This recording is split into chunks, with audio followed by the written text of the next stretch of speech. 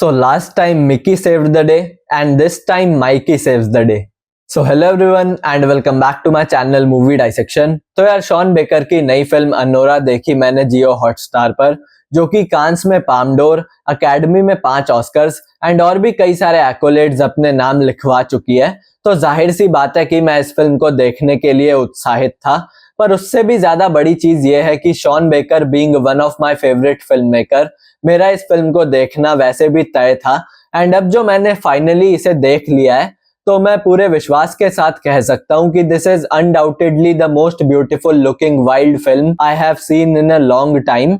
And the reason why I am using the term wild is because Sean Baker की फिल्मों में मुझे जो सबसे ज्यादा चीज पसंद है वो है उनकी फिल्मों में मचने वाला केओस, या फिर more precisely I should say comedic chaos, और वो इस फिल्म में कूट कूट कर भरा है। And through out the film you will just keep on laughing, which also came out as a big surprise for me, क्योंकि ट्रेलर देख के मुझे ऐसा लगा था कि ये कुछ बड़ी ड्रामेटिक सी फिल्म होने वाली है, जो कि ये है भी। ऐसा नहीं है कि नहीं है, पर उस ड्रामा में ही कैरेक्टर्स का सिचुएशंस के प्रति जो एक ओवर रिएक्ट करने का या फिर लाउडली रिएक्ट करने का जो तरीका है वो बड़ा ही हिलेरियस है, and that makes the film actually very funny. जहां पर यार आगे बढ़ने से पहले अगर मैं आपको इसकी कहानी के बारे में भी थोड़ा सा बताऊं, तो इसकी कहानी एनी नाम की एक ब्रुकलिन बेस्ड स्ट्रिपर के बारे में है, जिसकी एक दिन एक रूसी राजा बाबू से मुलाकात होती है एंड वो उसके प्यार में पड़ के फटाफट से उससे शादी कर लेती है। लेकिन फिर जैसे ही ये खबर रशिया में उस लड़के के माँ बाप तक पहुंचती है और वो उनकी शादी को रद्द कराने न्यूयॉर्क के लिए निकल पड़ते हैं, तब जाके that boy shows his true colours and lands any in great trouble. जहां पर यार right from the opening credits where the camera pans left along a row of some topless women giving lap dances to their customers, accompanied by a remix of The Greatest Day by Take That playing in the background.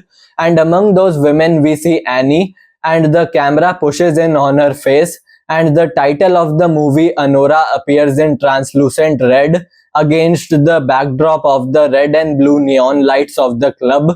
The film quickly grabs you in and doesn't let you go until the very end. And so Drew Daniels की cinematography एकदम gorgeous है, which adds a fairy tale like charm to the first act of the film and a vintage 70s look to New York at night. और film की editing भी बिल्कुल perfect है और काफी फास्ट है, जैसे कि इवान और एनी का जो कोर्टशिप मोन्टाज है, जिसमें हम उन्हें इधर उधर चिल करते हुए और हैंग आउट करते हुए देखते हैं, तो उसमें शॉन बेकर ने बीच बीच में सडनली कुछ रैपिड सेक्स सीन्स थ्रो कर रखे हैं, जो कि झट से आते हैं और फट से निकल भी जाते हैं, पर उनसे हमें इतना पता चल जाता है कि इन दोनों के रिलेशनशिप का फाउंडेशन सिर्फ सेक्स है। और इसलिए जब फिल्म के आखिर तक भी एनी वान्या से अपने लिए प्यार एक्सपेक्ट कर रही होती है, तो हमें उसके लिए बुरा लगता है, क्योंकि हमें फिल्म के शुरुआत से ही पता चल जाता है कि ये लौंडा हवाबाज है और ये एनी क्या किसी को भी डिजर्व नहीं करता। पर फिर भी एनी को जो उस पर भरोसा होता है, we really feel bad for हर।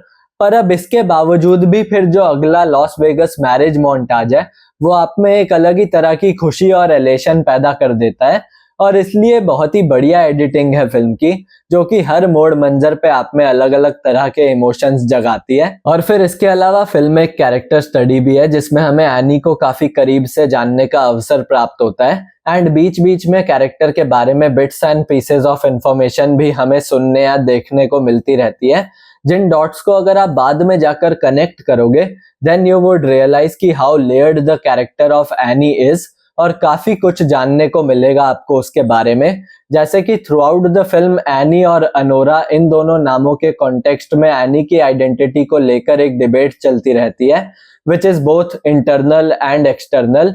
और फिर ऐसे ही कैसे पूरी फिल्म के दौरान एनी एक इंडिपेंडेंट और स्ट्रॉन्ग वुमन का कवर ओढ़े रहती है, लेकिन फिर फिल्म के बिल्कुल लास्ट में आके जब उसका गुबार निकलता है, तब हमें उसकी एक वल्नरेबल साइड का भी पता चलता है। और फिर फिल्म के शुरुआत में ही एक सीन है जहां पर क्लब की एक लड़की डायमंड एनी से पूछती है कि क्या तुमने कल रॉबर्ट को लैप डांस दिया था, तो एनी बोलती है हाँ, तो क्या हुआ, और डायमंड वहां से गुस्सा होके चली जाती है। तो इस सीन का पे ऑफ भी हमें फिल्म में बाद में जाकर देखने को मिलता है, which further on leads to a very crazy cat fight. और फिर a prostitute and an exotic dancer are not the same, इस बात को भी फिल्म कहीं ना कहीं एड्रेस करने की कोशिश जरूर करती है। तो इसलिए फिल्म को ध्यान से देखना, क्योंकि कैरेक्टर्स के बारे में काफी सारी चीजें सिर्फ छोटे मोटे डायलॉग्स और सीन्स के थ्रू ही रिवील कर दी जाती है।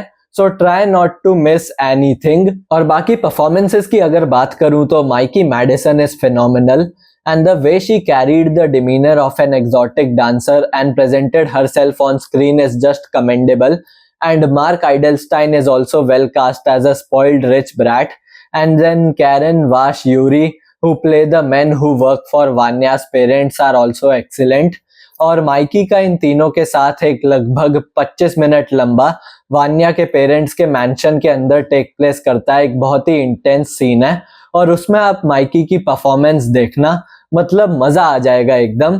Me go fuck myself, me fuck myself, you go fuck yourself and your fucking mother, motherfucker. And then apart from this और भी जितने एक्टर्स है फिल्म में, सबका काम एकदम बढ़िया है।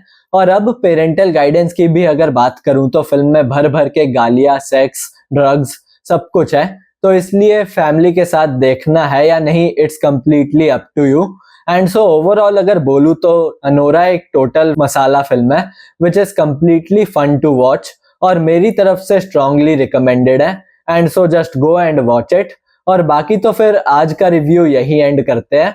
और अगर आपको मेरा रिव्यू अच्छा लगा हो तो चैनल को प्लीज सब्सक्राइब करो, और वीडियो को लाइक करो, शेयर करो, और मेरी थोड़ी सी केयर करो। एंड मिलते हैं नेक्स्ट वीडियो में, और तब तक के लिए अरिविदेर्ची दोस्तों।